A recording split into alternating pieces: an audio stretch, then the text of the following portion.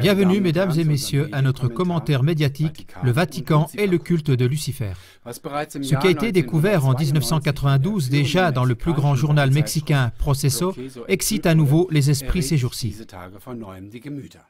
Par la bouche du grand commandeur du Conseil supérieur des francs-maçons du Mexique, Carlos Vázquez Rangel, on a entendu la chose suivante, je cite littéralement: « Dans l'espace des 8 bâtiments dont se compose le Vatican, il n'y a pas moins de 4 loges de la franc-maçonnerie écossaise. »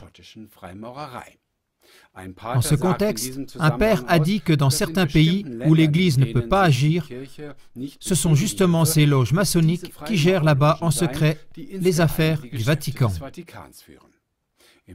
Dans le cadre des recherches et d'un travail d'information à grande échelle, ces jours-ci, de par le monde sont rassemblées des preuves lourdes qui apportent des révélations stupéfiantes sur cette relation étroite du Vatican avec la franc-maçonnerie écossaise. Les luttes entre l'Église catholique et la franc-maçonnerie durant des dizaines d'années n'étaient-elles que des simulacres de combat devant le public? De même, on a caché au public qui a été le créateur de la forme actuelle du plus grand rite maçonnique, celui qu'on appelle le rite écossais. Ce n'était personne d'autre qu'Albert Pike.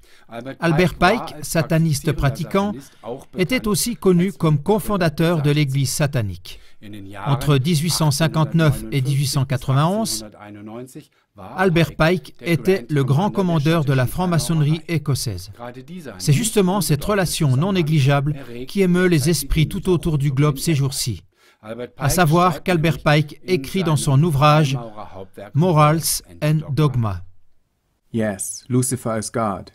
Lucifer, God of light and God of good, is struggling for humanity against Adonai, the God of darkness and evil. Oui, Lucifer est Dieu. Lucifer, Dieu de la lumière et du bien, lutte pour l'humanité contre Adonai, le Dieu de l'obscurité et du mal. En d'autres termes et sans équivoque, Albert Pike associe le bien à Satan, c'est-à-dire au diable, et le mal au Dieu créateur. Cependant, ceci est très préoccupant pour beaucoup de personnes. Tandis qu'une rivalité constante entre le Vatican et la franc-maçonnerie a été attestée vers l'extérieur, il est venu au jour que le pape de 33 jours de ce temps-là, Jean-Paul I, qui était prétendument la victime d'un rituel de sacrifice, était lui-même un franc-maçon actif. Jean-Paul I a recommandé le franc-maçon Lucifer Carducci comme idéal pour la jeunesse, alors que c'est du cru de ce dernier qu'est le fameux hymne satanique. Et déjà des mitres et des couronnes tressaillent. Salut Satan aux rébellions, ô puissance vengeresse de la raison.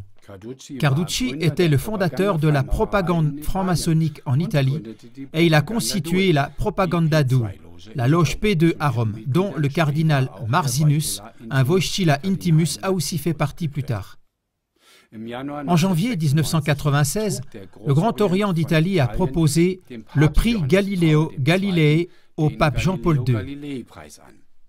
C'est la plus grande distinction de la franc-maçonnerie italienne. Motivation: la personne ainsi honorée a toujours pris fait et cause pendant son pontificat pour les valeurs de la franc-maçonnerie universelle. Regardez dans les émissions suivantes d'autres témoignages du culte secret de Lucifer dans l'Église catholique qu'on discute actuellement beaucoup. Pour mieux comprendre, nous comparons d'abord l'énoncé exact du lexique au mot Lucifer. Car jusqu'à présent, on ne connaît le nom Lucifer que par le latin d'Église. Depuis toujours, ce nom avait la réputation d'être le nom propre de Satan, à savoir du diable. Si maintenant ce nom se manifeste de plus en plus ouvertement dans l'adoration en latin, ces choses sont donc des présentations déjà très claires. Mais lisez et voyez vous-même. Lucifer, latin d'Église, Lucifer, le diable, Satan, définition du lexique. Depuis toujours, le lexique définit Lucifer comme le nom du diable ou Satan en latin d'Église. Alors que le chantre chante en latin clairement et ouvertement Lucifer lors de la messe pascale, dans l'Exulté, les textes allemands des livres de cantiques catholiques masquent le nom Lucifer avec le mot « étoile du matin ».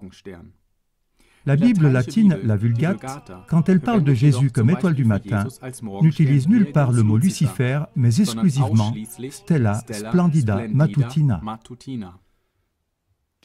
C'est pourquoi la découverte de cette dissimulation évidente de Lucifer est en train de soulever un tollé mondial. Si on reste fidèle à la définition très ancienne du lexique, le chantre catholique ne chante dans sa liturgie rien d'autre que Lucifer. Il apparaît le matin avec ses flammes. Ce Lucifer, je souligne, celui qui ne connaît pas de défaite. Christ, ton Fils, celui qui est revenu d'en bas. Il a illuminé de gaieté la famille humaine, et il vivra et régnera pour l'éternité.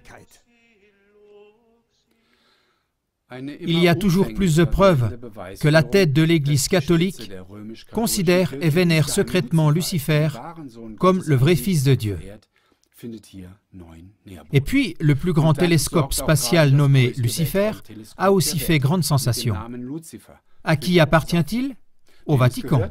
Mais regardez vous-même l'émission qui suit. Doch sehen Sie gleich selbst.